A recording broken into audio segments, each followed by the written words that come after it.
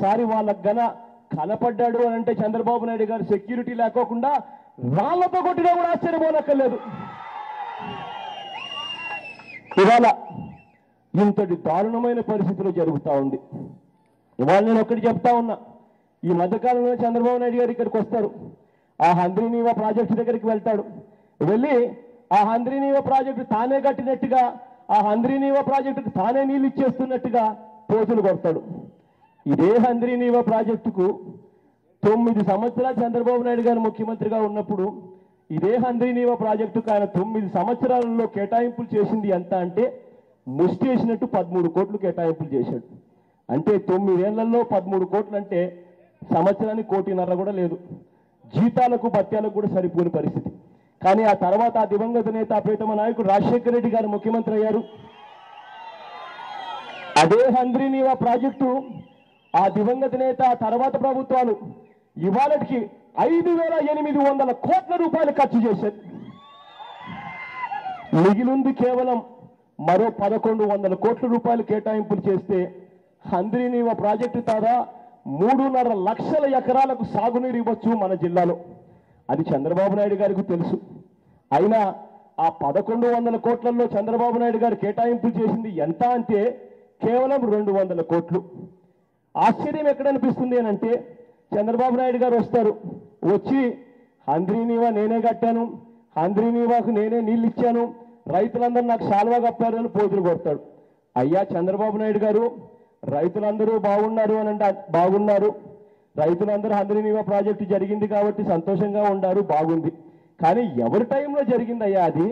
నువ్వు వచ్చి ఇప్పుడు డాములన్నీ రాజశేఖర రెడ్డి గారు కట్టిన తర్వాత, ప్రాజెక్ట్ అంతా రాజశేఖర రెడ్డి గారు 85% కట్టిన తర్వాత నువ్వు వచ్చి కొలాయి తిప్పి నీళ్లు పడతా ఉంటే ఆ నీళ్ళన్నీ నేనే ఇచ్చాను, ఆ ప్రాజెక్ట్ అంతా నేనే కట్టాను అని చెప్పి ఎవరో చేసిన దానికి నువ్వు క్రెడిట్ తీసుకుంటావేని చంద్రబాబు అని చెప్పి గట్టిగా చంద్రబాబు నాయుడు గారిని అడిగారు.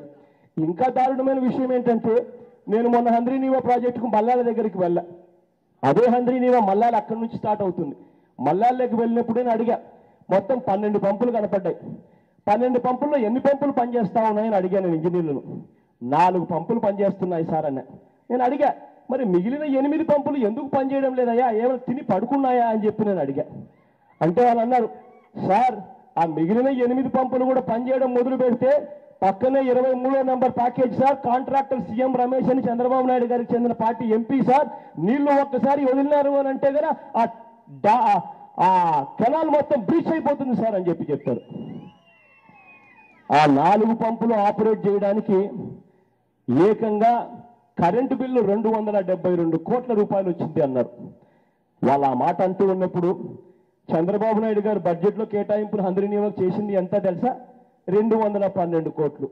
మరి 212 కోట్లు నీకు కరెంటు బిల్లులకే సరిపోనప్పుడు నువ్వు ప్రాజెక్టు ఫర్దర్గా ఏం కడతావు చంద్రబాబు అని చెప్పి గట్టిగా చంద్రబాబు నాయుడు గారు నిలదీసే కార్యక్రమం కూడా చేస్తా ఉన్నాం. అయినా ఆయనకు ఏమీ వినపడదు, ఆయనకు ఏమీ కనపడదు. కారణం ఏంటంటే ఆయనకు మతిమరుపు వ్యాధి వచ్చింది కదా ఈ మధ్యకాలంలో, కాబట్టి ఆయనకి ఏమీ కూడా కనపడదు, వినపడదు.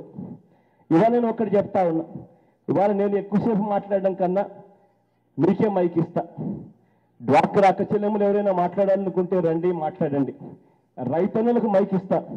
రైతన్నలు ఎవరైనా మాట్లాడాలనుకుంటే రండి, మాట్లాడండి. ఇవాళ మనం పడతా ఉన్న బాధలు, ఇవాళ మనం పడతా మనం ఉన్న దుస్థితి రాష్ట్రం మొత్తానికి కూడా అర్థం కావాలి.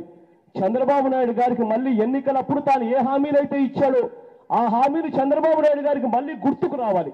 అంతగా చంద్రబాబు నాయుడు గారికి మనం గట్టిగా గుర్తొచ్చేట్టుగా గట్టిగా గడ్డి పెడితే చంద్రబాబు నాయుడు గారికి మళ్ళీ గుర్తొచ్చి మళ్ళీ జ్ఞాపకాలు వస్తాయేమో ఎన్నికలప్పుడు ఏ హామీలు ఇచ్చాడో అన్నది.